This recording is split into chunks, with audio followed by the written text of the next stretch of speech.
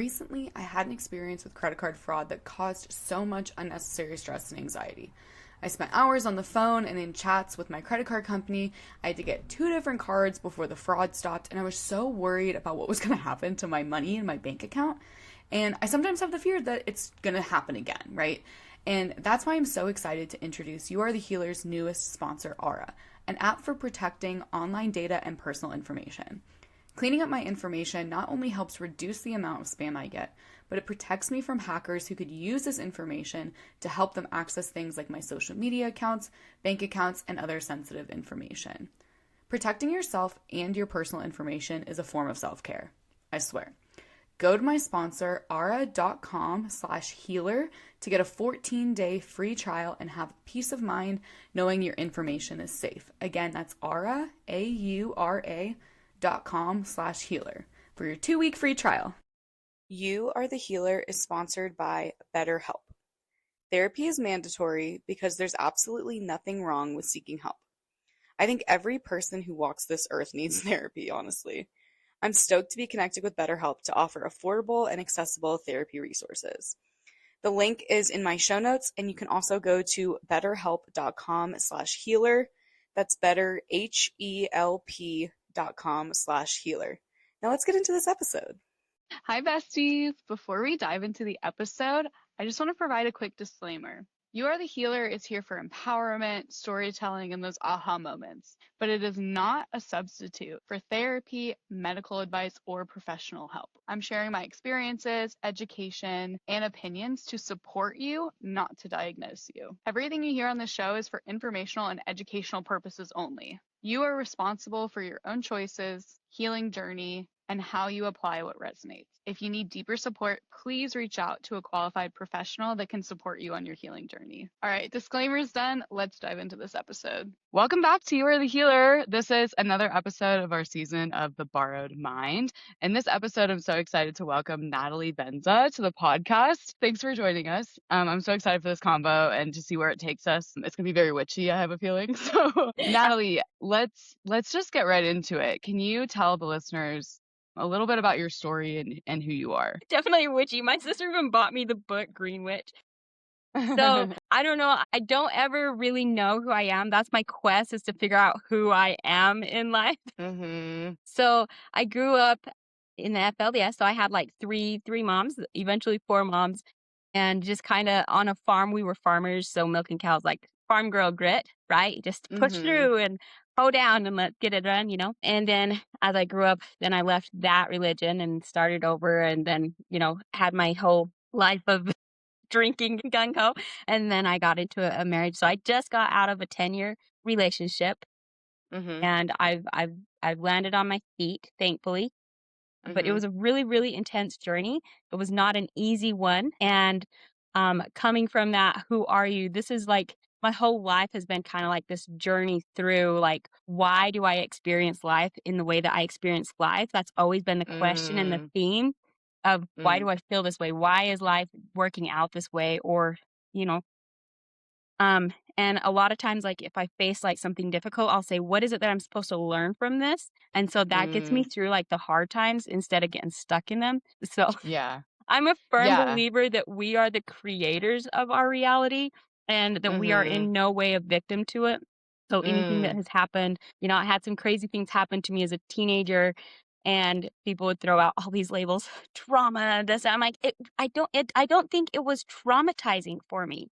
It was just, it was something else that I got to learn what that felt like and what I could learn from it and what I could take away from it. And then it was just like, not there. And they're like, you're just in hard denial. Yeah. Well, I think there's a lot of truth to what you're saying. Is like when you see the lesson in a tough experience, you kind of take the power back from it rather than playing the victim and saying, oh my gosh, poor me, I'm just traumatized and this bad thing happened to me. Like, when you look for the lesson in it, you're like, how is this happening for me? How is this hard experience making me grow or making me stronger, or whatever the lesson is? So I really like that question. If God or the universe, if they loved us, they put us here, they wanted us here, why would they give us something that's bad for us? And so if we perceive it as bad, what is it in order to move through it, what is it that we need to learn or see from that situation in order to move into the next perspective that could be more healing, more beautiful, more loving, Mhm. right? I think that a lot of us, like, I think that when we're born as babies, we come in to like this existence as in a way, and our bodies then, like, our nervous systems are mirrors, and so it mirrors Mm. everybody around us to create like this safety beacon of how do we survive Mm. in this world, because the universe wants us here. So the nervous system is working towards keeping you alive. So it does everything it can to keep you alive until you're able to step into that. 0 to Mhm. 2, our nervous system is building like, how do we survive? Right? How do we get our Mhm. needs met? How do we Mhm. be a part of community? And then 2 to 5 is like reinforcing that. And then after that, it's just a choice of what negative beliefs do we want to carry through this life for us to learn from. And so Mhm. then life provides all of these experiences in order for the soul to gather those negative beliefs. And then when we reach Yeah. adulthood, it's up to us to Uh-huh. look at those negative beliefs and learn from them, those experiences, and say, what's the takeaway here, so that they can go off into the universe. We don't need to hold on to them Yeah. anymore. Yeah, wait, I love that. What negative beliefs do I have to learn from?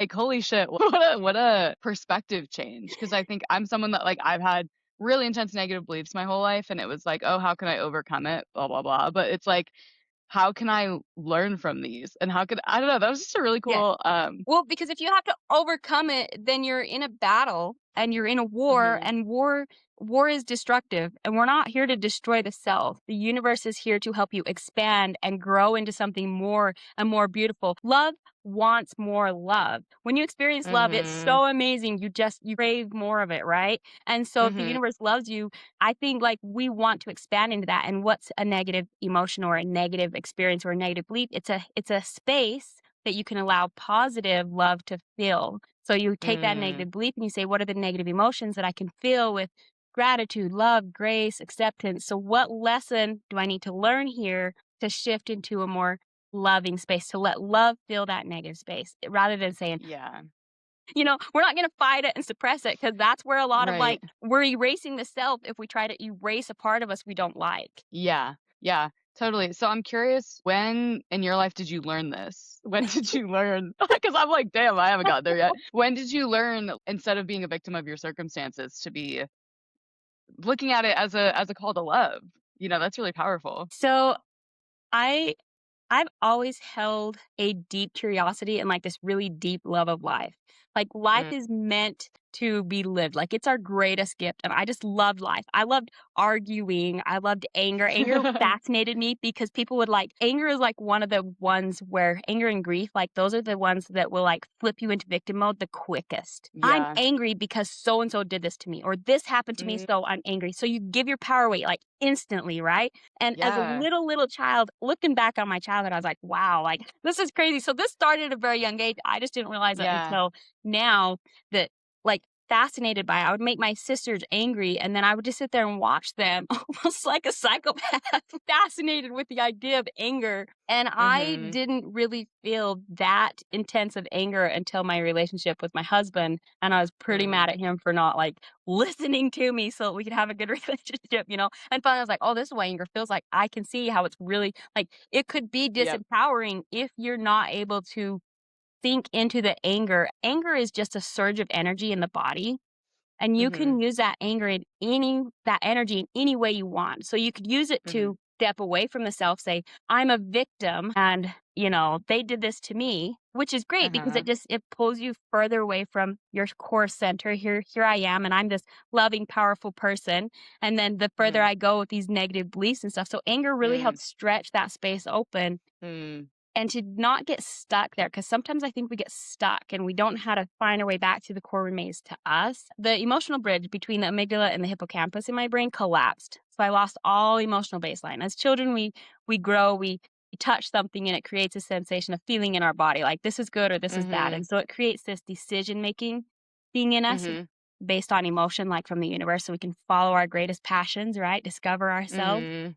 So Yeah. all that was completely erased and I had nothing. I was basically the eyes of a child, but with an adult body and mind.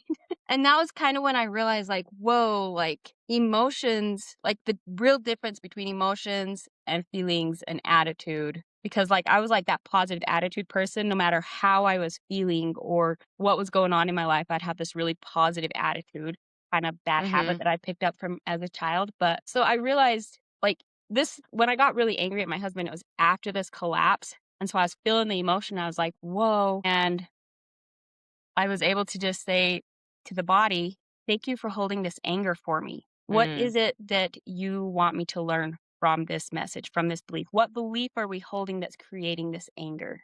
Mm. Right. And we were still operating on the old system of belief that we have to create a reality where we are loved rather than just acknowledging that we are loved. And if we're loved, why aren't we loving ourselves?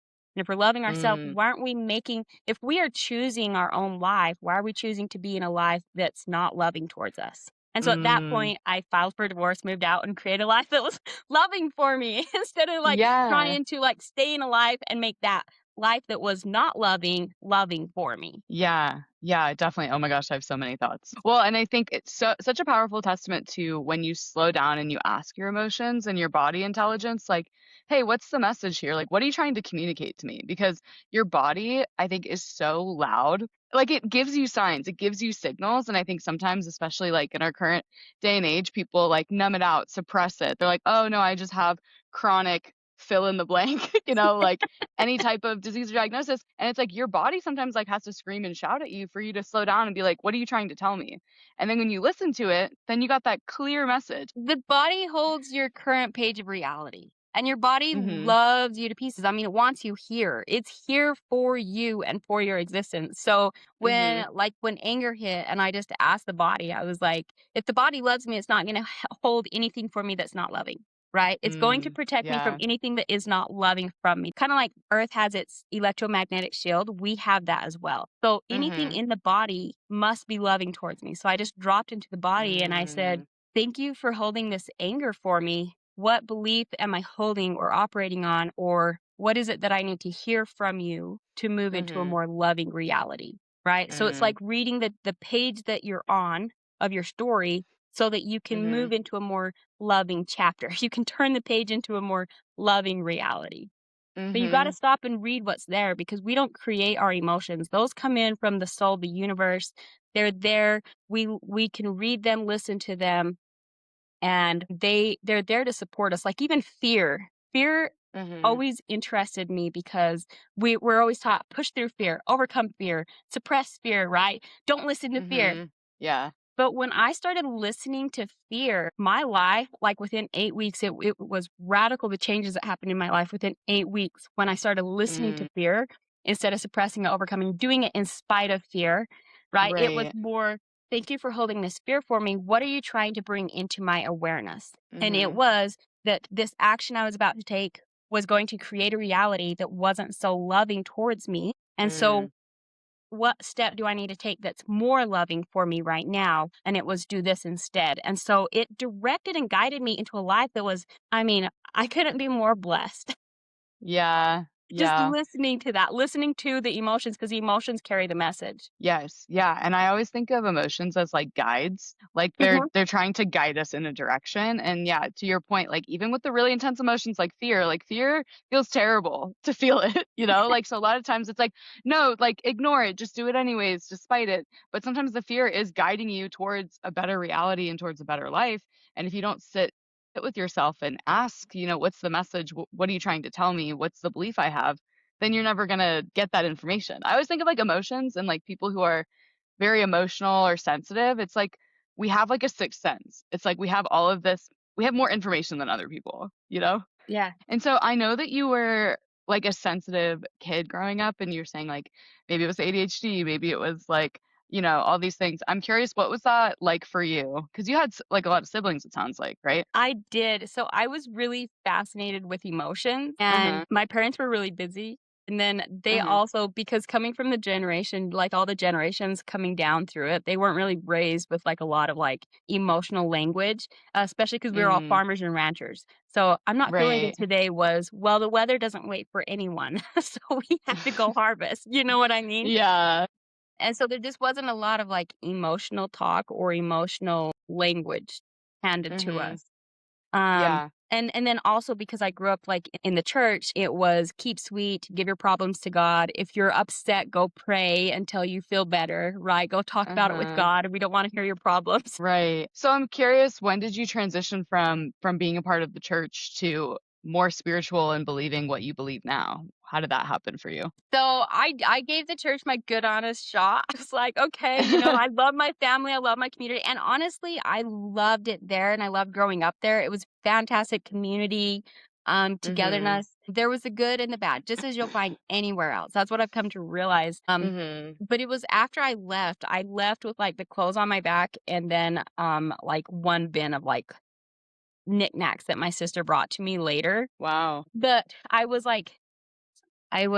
really struggling. I was working 2 jobs. I was living at the dorm taking some classes, and I hated my life. And I was not who I wanted to be or where I wanted to be, and I just I hated it. And I said, "Lord, if you're actually a loving father, right? Because we were raised thinking that God is like our loving father, heavenly father, And I'm like, Right. it seems really asinine that a dad would be like, I don't love you because you're not doing what I tell you, right? Yeah. And Right. so, and that was just like, I was like, oh my God, like, wow. And for the first time, like, I felt faith and I was like, wow, this is amazing. So then, like, I had a lot of spirituality from there for like a few years. And then I kind of got over the idea of it. I was just like, whatever, like, we're here to just live. And then when I met my husband, he's not a faith man. And I've never been one to push my beliefs onto others, faith in God and heaven and all that afterlife. So it just kind of fell by the wayside, like raising my kids. I would talk to my kids about it sometimes, my own beliefs, but it wasn't like a big player in my life. Right. And I kind of moved away from like that trust and belief for a little while. But then when I hit like burnout and started like crashing again, then I, of course, stepped back to God because God can get me through anything. Yeah. And I've always been the type that when I'm in a good place, I have a lot more gratitude than when I'm in a bad place. I don't like the bad place. Yeah. Right? It's hard. It's struggling. Why would you put me here? Okay, I'll try and be grateful. Then after my crash, so actually when the bridge collapsed, this was an interesting part to me because for a while there, the bridge collapsed and then my whole body flooded with love, like so much love. Every cell of my being, like it was so pure. And like, I'll like start crying when I think of it. It was so much love. Yeah. It was pure like existent. So the bridge collapsed and it was like this rubber band. It went throwing, those rubber bands that you can stretch and play the guitar on, right? So it was like that sensation in my brain. And then like I felt it happen. And then there was like absolute silence. And it was like my life flashed before my eyes. And I was like, whoa. And then there was just like complete silence. And I was like, this must be like what death feels like. Like, is this the end? And I'm just standing there in the room in front of this window looking out over the city. And just inside my head, I'm just like, is this like it was surreal. It was just, there was nothing. And then in that next instant, there was like this heartbeat and then just pure flipping love. And it was just like, I love you. And it was like, I've spent my whole life trying to be loved, trying to get others to love me. And at the base of my existence is just like love. I love you. And I was like, well, who are you? And it was like, I'm you. I'm your body. I'm your mind. I'm your soul. And that started like my journey back into like loving me instead of loving others so that others could love me, because it was always what you give out, you get back. And so I thought if I loved others, they would love me. And it didn't work. No matter how much I loved others, no one could make me feel loved. Right. Yeah. And so, And what a powerful shift of going from how can I create the conditions to be loved to being like, wait a minute, I am love. Like that comes from inside of me. It's like taking back all of your autonomy. And also then you can give from a place of selflessness and not expecting anything in return. Because I think there's definitely something to be said from when you're trying to love someone so much to get love back. I think that has a certain energy. And then coming back to the truth of I am love, just existing, radiates love everywhere. That giving and receiving is completely different too. yeah. Well, but a lot of that also, as I like started healing, because my brain had to heal because it was like this whole, it was a physical thing that happened in my brain, like this traumatic brain injury. So it took it about a year Mhm. where I had to be present in the moment. If I was drinking coffee, I was drinking coffee. If I was talking to someone, I was talking to someone. I couldn't do two things at once, and I couldn't hold the past or the future. So I couldn't make Mm. future plans for dinner. It's just, oh, my Mm. kids are hungry, make meal, right? So it was just, and I had a lot of alarms, a lot of calendars. It was, Yeah, life was wow. falling apart around me, but it was happening. And I had the logical mind still. So logically, okay, logically, we can't stay here. So we did end up moving from where we lived in Alaska to like Montana Mhm. because logically we needed more medical help. I needed help. So I could follow a logical trail, but I couldn't like make a decision emotionally or like, how does this feel to me or something like that. The one thing as I started to heal and my brain started to heal and all the different sections of my brain started coming online, and it started Mhm. reconnecting the emotions to like, there was a week where it reconnected to my senses, which was crazy. I wanted to dance. Like my whole body was like, oh my God, we're back. I was looking through my eyes Wow. instead of at my eyes. There was a Wow. week where the language center came back online and I was using crazy words and like, just like, oh, I love these words or, oh, I hate these words. Like it was like reconnecting Yeah. what words do I and do I not like that was already Yeah. stored in the brain. Wow. So That's really as cool. like as I healed, I started noticing patterns and things coming up. It was like the brain had to reconnect to every single belief that I held and every emotional event that was held in the body. And I started Mhm. to realize that your emotions, it's like they're like food for the soul. So they help the soul Mm. grow the way that food helps the body grow. So Yeah. once you have that emotional event in your body, you have to process it. It will get stuck and stored in the body, just like Mhm. food. If the body can't process food, it still stores it in the body. So Mhm. your emotions get stored.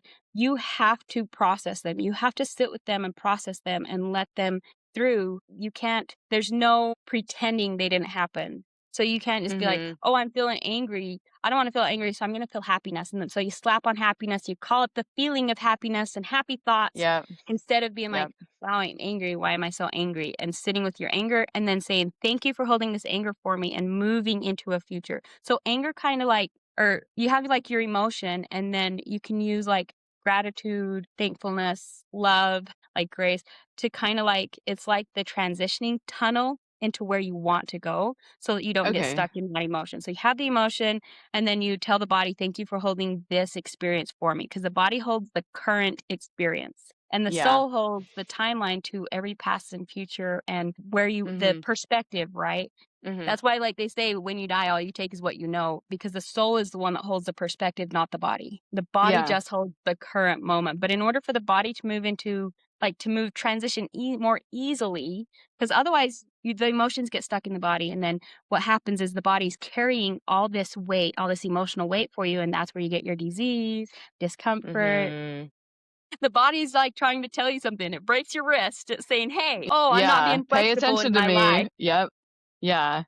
Yeah. So it's almost like the body is like this bridge to the soul and like how we can kind of take the information from body into soul is by having that gratitude or that love for, thank you for holding this experience in my body. And that kind of takes the edge off of the emotional experience, I think, when you're like, oh, wait, this could be a good thing. This could be something that's helping Yeah. me.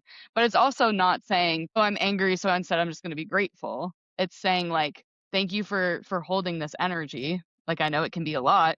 What's the message? Like, what are you trying to tell me? It kind of like Yeah. funnels it What into the soul to learn a lesson. So the negative emotion is negative space. So you can fill that negative space with a positive love. So it holds Mm, that expansion for you. So when you mm, say, thank you for holding this anger for me, it takes the anger and it fills that space with gratitude. And the anger mm-hmm, is able to release. It goes off into the light. And now you have gratitude. But in the gratitude, that's like the channel where you say, what's the negative belief that was creating that anger mm, while holding the gratitude. So the body is in a positive state and it can look at that negative belief and shift it then into a positive belief. The anger just creates this empty space and you fill it up with gratitude. So there's no more mm, anger once the gratitude is in there. Once you come in with the gratitude, the It like gratitude takes is like, it's a hug for your body. Thank you for holding this anger for me. And the body's like, it breathes. like, oh, Thank God you're listening to me. And the anger goes away and you're back to love. I'm my loving self. The body is your most loving self, right? I think like the soul is like this powerful force of love, and the Mother Earth is like this powerful source of love. And the soul comes down and says, I want a body. So now it's two forces of love that come together into this third being, which is your human experience. And through that third experience, that's your mind. It creates this communication system between the soul and the body. And they're two forces of love. And what they each carry, that's where you get the friction, unless you can figure out that way to work with each other smoothly. And that's when you create a smooth reality where you're able to just move through life in a more easy, loving manner. And then and then we have that 5% because it's like, it created this third reality. Then like the body is able to observe itself and the soul is able to observe itself. So that's your 5% consciousness, where the soul and the body are observing their experience that they're having together. But the 95% is the experience that the body and the soul are creating that your conscious mind isn't creating that. The soul and the body is. So you are not in charge, even though you think you are. When I went through it and I started reconnecting with my loving self and addressing my negative beliefs and patterns and habits, and I remembered that love. So I would just say, how is this loving to me? How is this loving to me? And it created like this, the body started saying, okay, so we want to experience a more loving reality is what I was asking it for. The soul, the body, the mind, it was saying, okay, the mind had disconnected. So the soul and the body had disconnected from each other. And now we're trying to come back together, but we need to create a more loving reality to kind of like heal and integrate the lessons that we learned from like throwing ourselves apart basically with that emotional collapse, because the soul is pure emotion and the body is pure emotion. Creation itself is emotion. It's emotional. That's your energy, is emotional energy. So as I moved into a more loving reality, I didn't want junk food. I would like go to get chips and the body would just be like, why? And so I wouldn't get chips. I have like lockjaw syndrome. And I noticed that anytime I would just my mind would just tell the body, shut up, I'm going to eat this food, my jaw would start locking up. The body was just like, screw you. Yeah, you see, like your body has to get loud sometimes for you to listen to it, you know, because your conscious mind might be like, no, I don't want to deal with that. I'm going to go do this thing anyways. Yeah. And then your body's like, actually, I'm going to make this really painful for you if you keep choosing to ignore me. Yeah. I liked what you talked about, the whole 5% of like your brain is your conscious brain. And then the whole 95 is your subconscious. And that really runs your life. And if you're not aware of your subconscious beliefs and programmings, then you could be living a life that's very unloving if your thoughts are really like negative and stuff like that. How 95% of the brain is subconscious, and it's that automatic programming that we're unaware of. So if it's really negative, your beliefs and your subconscious mind, your life is going to have a lot of turmoil and it's going to be less loving. So how do people shift their subconscious beliefs and their subconscious programming? There's many, many ways to do this. Right now, the market is flooded with, coaching on how to shift negative belief. I mean, I got licensed as a neurotransformational to help people like walk through their beliefs. And I'm realizing that like with all the ways out there, it simply takes the willingness to say, what about my reality is not loving for me, and why is it not loving? And then from there you'll say, well, if I am loved and everything about me is loving, then everything in my reality is loving. So why am I seeing this specific thing about my life as not being loving towards me? And then the lesson comes up. You say, like, why did I see my husband as someone who didn't love me? Right? And so then I started looking, and it was because I had chosen a reality of, I want to experience what it's like to be in a place that was not loving. And you have to trust the thoughts that come in, because those thoughts are the electrical impulses, like the soul and the body, that come into your observing mind and say, here it is. They'll answer you just as quickly as you ask the question. What about this specific experience? That was pretty shitty. Why would I create such a shitty experience? What was I trying to learn there? Why would I create something like that? If you see yourself as a creator, why would I create such a negative, dark reality or moment or experience? And it was, I needed to learn like how to be more aware of what I was creating in my life, right? I needed to make more conscious choices towards loving the self. And just getting blackout wasted drunk, you're disconnected from yourself. You're disconnected from your mind, your body, and your soul. You're in this weird, and so it was like, I needed to learn to be more aware. So I had this like negative experience that the body hated. And so now the body's going to try and avoid all that. So it created this experience to redirect me back into a more loving experience. So even though that experience was pretty intense and strange, right? Yeah. And so I often laugh. People are like, why are you laughing? That is a terrible thing. And they get really upset. But I'm laughing because I actually genuinely enjoy looking at something and I don't know, the more like difficult the emotional situation, the more joy I bring out of it, typically. Yeah.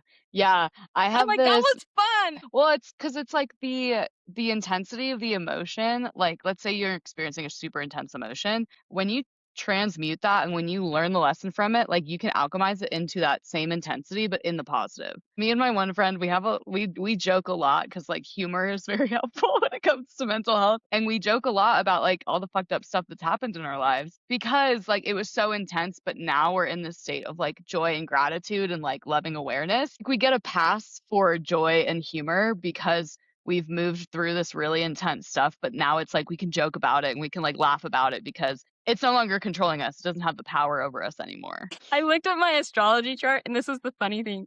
It was saying that like I had like in my life, I would like have like this almost edge for danger. Like I would like need to do something that was like risky behavior basically. Right. And it's funny because like I love like cliff climbing, but I was Okay. always like, no, you can't do that because I was grown up. Like I grew up in a place where I had to be a lady and have children and like I Yep. got to get away with like bucking hay bales, 50-pound hay bales until like the grandmas were like, don't let them do that. They'll have problems having babies. And then it was like, you can't lift anything over 35 pounds. And it was like, you know what? Get lost. Like my body is just as physically capable as, you know what I mean? So I was really suppressed. And so often like I kind of wonder now as an adult, if I didn't like seek out like the emotional, like the risky emotional experiences to replace that craving for like risk experiences that would make me really angry because you can get really caught in anger and coming out the other side, it's that same rush of like, wow, amazing that you get from like doing like you climb like all day to the top of the summit and you hit the summit and you're just like proud of yourself. You're tired, you're exhausted, and you're like, heck yeah. And it's that same like hit of like almost like dopamine, like we did it, we came out. But with the emotional battles, it's like on a soul level rather than a physical level. It's like, oh my God, look what I went through. That was incredible, you know? Okay, yeah. It's almost like your soul is seeking this like high thrill adventure growth. I like to think of it as like, what do I call it? It's like manual evolution. It's like we are choosing to manually evolve through hard experiences. Yeah. So instead of the body doing it, it's the soul. Because you still have Yeah. both parts of you. Yeah, that's an interesting like analogy because you know you go through these really hard things and then metaphorically you get to the top of the mountain and you're like, "Oh my gosh, I overcame that." Like, yay. And I think some people like their souls, I think they come down here to evolve. I think other people maybe they're not quite there yet, but I think there's definitely like I know my type of people are people that are like, "How can I learn and grow and like get to the top of the mountain?" So I'm just curious, why yeah, I know you said that the universe like loves you, the universe wants you to be here. Why do you think this is kind of deep, but why do you think we're born? Why do you think humans come down to this earth? What's the point?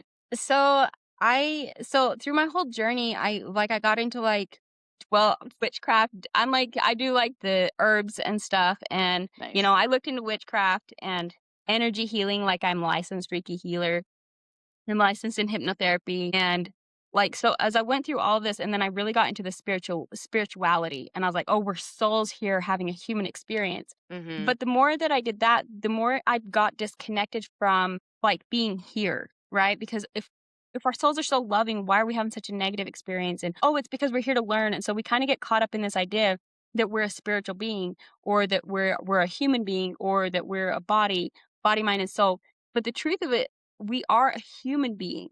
So we're not a soul and we're not a body and we're not a mind. We are made up of those three things, but we are a human having a human experience. We are a human being. So as a human, it involves the soul and the body. But this is why, like, I think like you meet like the healthiest people are the people that express their emotions through the body. So you're learning to kind of integrate into the body. And like in the last month, I had like this radical experience where, like I said, like I woke up and suddenly I was looking through my brown eyes and I was like, wow, my body is amazing. Like instead of just telling the body, thank you for holding this anger for me, I was like I was the one holding the anger. I was me again as my body, mind, and soul, rather than a soul in a body or a body with a mind. It was like the complete unison of the three. And it was so powerful. And when you can meditate and you start mastering the mind, you master the mind, you can master the body. If you can master the body, you can master the soul. If you can master the soul, then you've got the three integrated into like this reality. You can start creating any reality that you want. So I don't know if you're familiar with like Greg Braden or Joe Dispenza or like some of those people that teach like these manifestation, like how to make the body believe it, and then it'll draw into your life the reflection of your internal world. So you are creating in your body. So when you can go into the body and it becomes your whole world, or whether you're climbing a mountain and instead of like it's a spiritual experience and have a human experience, the experience where the soul and the body are having an experience together, and the mind is the communication system. And your ego is like you, basically. It's your most loving self because it's a combination of the soul and the body. So your ego says, I'm great, I'm powerful, I'm loving, I'm the creator. And people will be like, wow, you're not that cool. And the ego says, I am, right? And people are like, wow, you're so egotistical. You're so full of pride. You don't listen to anyone. I don't. I listen to me. I am the creator of my own reality, right? Now your ego is made up of like your strongest emotions, I think. Insecurity or fear or pride, right? And that's kind of what like the ego is sitting on, because that's a communication system that's happening. The ego sits on top of the communication systems and it observes what's without and what's within. And so when you can turn the ego inward rather than external, instead of saying my external life sucks, but people in my life suck, you turn it inward and you say, I don't like how the body feels right now. I don't like how my reality inside feels. I want this other.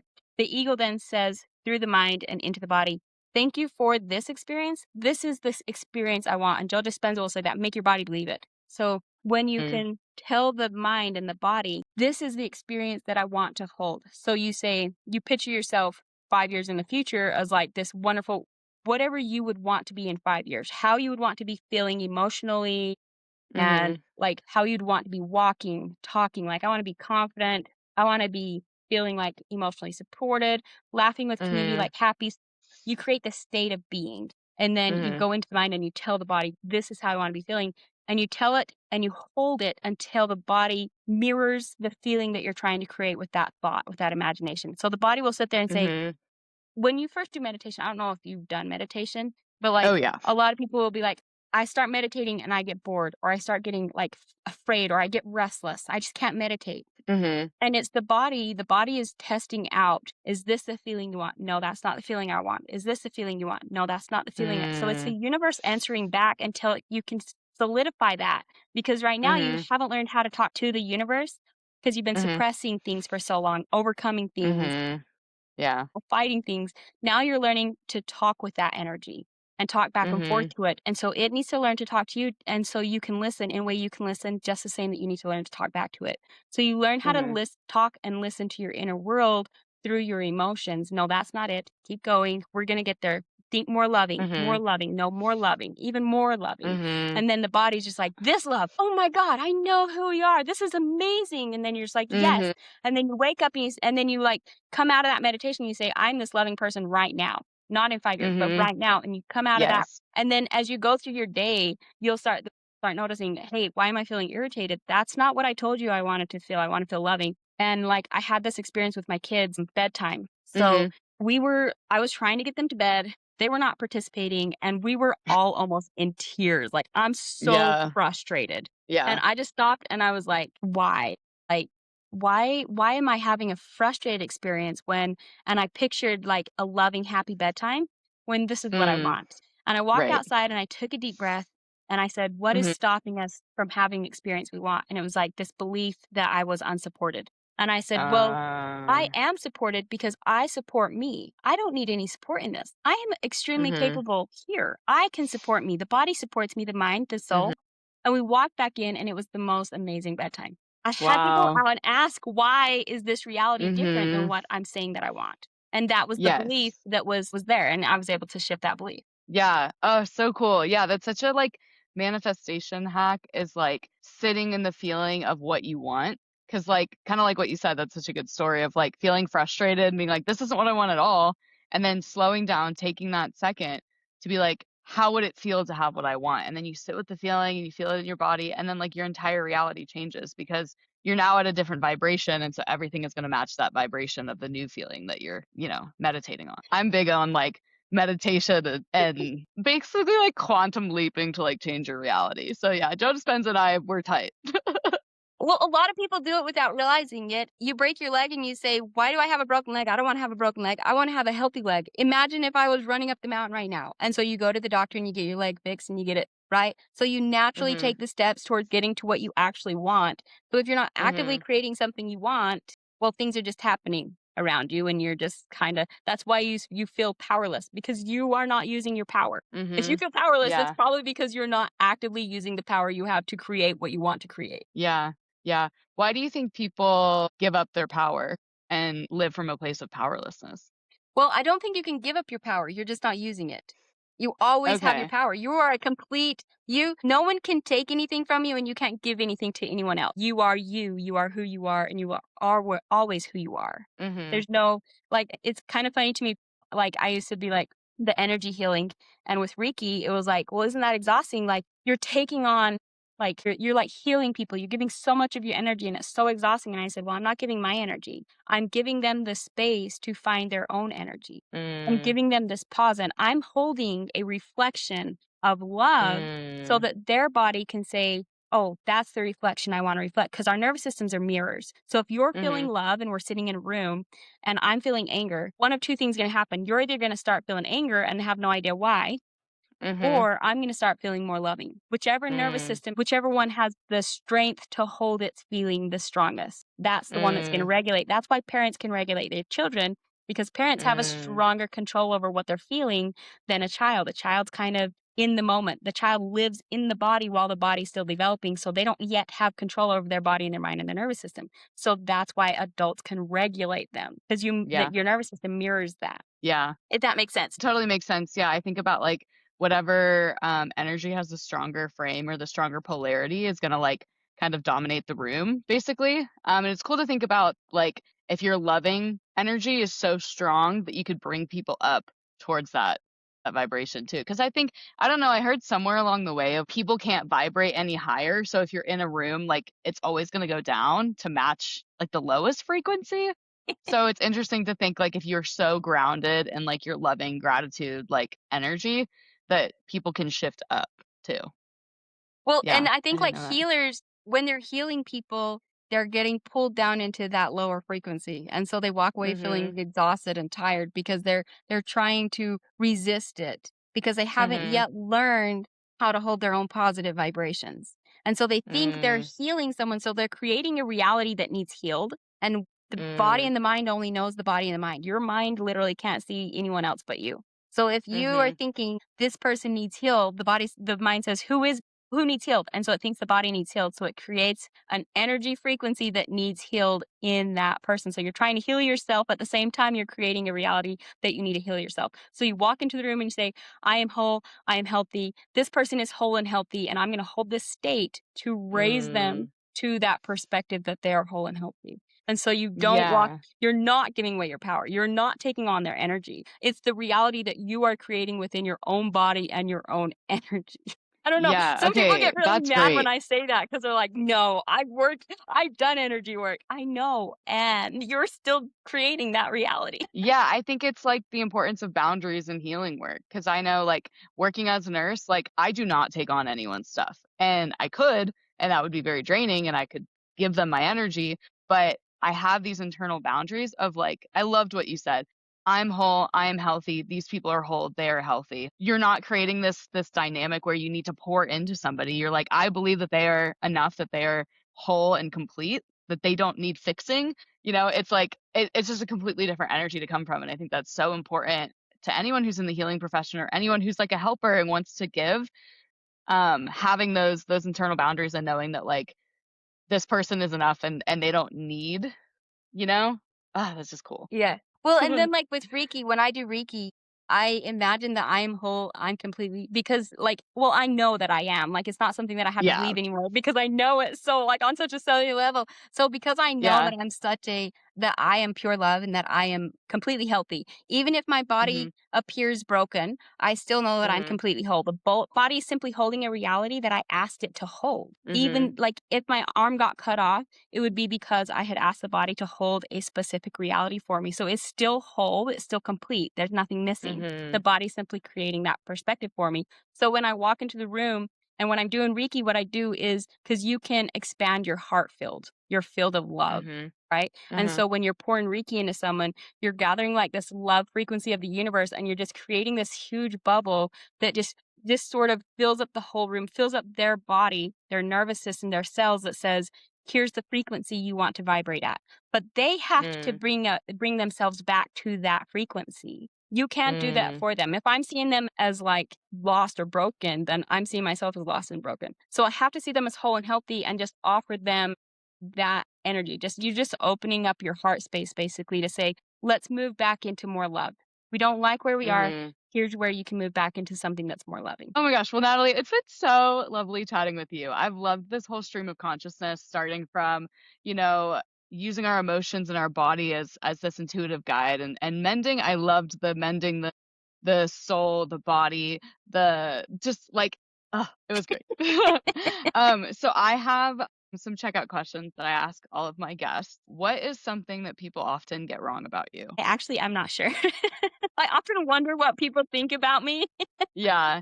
It's like you have to think about how people are perceiving you, and like we can never truly know. I do think about it. I think like the one thing is when I'm in a negative experience, people assume, I think a lot of times, that I'm suppressing because I have such a positive attitude about it. I'm not sure how to tell you, but I actually thoroughly enjoy, even when I'm miserable. I have like this deep love of life, and I don't know how to like explain it. It's there no matter what emotion or reality I'm holding. I have like this deep love. Like life is like the greatest gift. This being human is the greatest gift you have ever been given. It is such a force and power of love and an ability to create that, I mean, it's almost beyond the imagination. It's crazy. And I have this feeling that's just like, it's like the core of who I am. And I seem to always be connected to it. And they'll be like, no, you're absolutely miserable and you're just denying it. So when you're ready to be truthful, I'm like,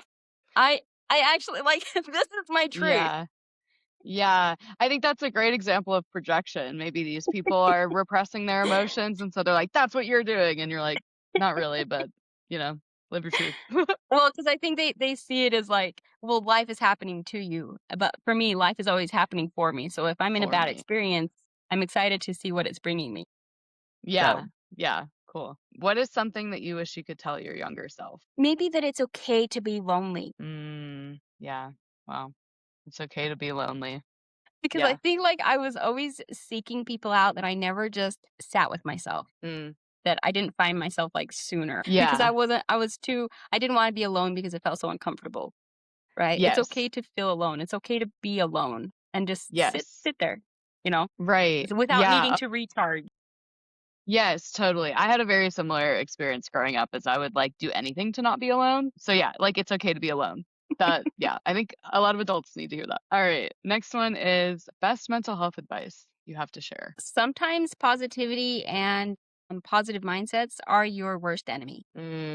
Because sometimes we use our positive mindset to suppress our emotions. If our emotions don't match what we are thinking that we should be feeling, then we suppress it instead of address it. And so I think dropping out of the mind, just letting go of the mindset completely, positive or negative. Don't live in the mindset. Live in the body. Yeah. The mind is your communication system. Yeah. Cool. And then the last one is plug yourself. Where can people find you? What are you working on? How can we support you? So I'm in the process of writing my story in a book, like the whole, like the bridge collapse and all that, the recovery, what came before, what came after, kind of a lot of stuff we talked about here. So I'm writing that in a book that'll be coming out. And then I do have my neurotransformational coaching, like kind of helping people look at their beliefs, as well as like my human force field. So I'm developing this human force field training, which is that idea that you are a whole and complete person at all times. And if you don't like your reality, how can I change that reality into the one that I love more? And so I do help people like coach into that, or just shift a negative belief. Hey, I have like this pattern in my life that I hate. Okay, let's see what negative belief is there. So I can do that. And they can find me over at thehumanforcefield.com. That's my Okay, website. awesome. It's still under creation, so some of the language on there is kind of radical. Change anything in your life. It's not anything in your life because you have to be. So it's still a work in progress, but it is there, and they can go and they can schedule with me if they want to like have a coaching session, or if they want some Cool. meditations where they just want to learn how to love the body. I've got some meditations. They can follow me on YouTube. I'll be uploading those meditations where they can just like follow along on this guided meditation. Awesome. And I'll make sure to link all of that in the show notes of this episode. Well, Natalie, thank you so much for your time and for sharing your message and your energy. I am really hopeful that this will provide a lot of value for my listeners. And thank you for your time. Yeah. Thank you so much for having me.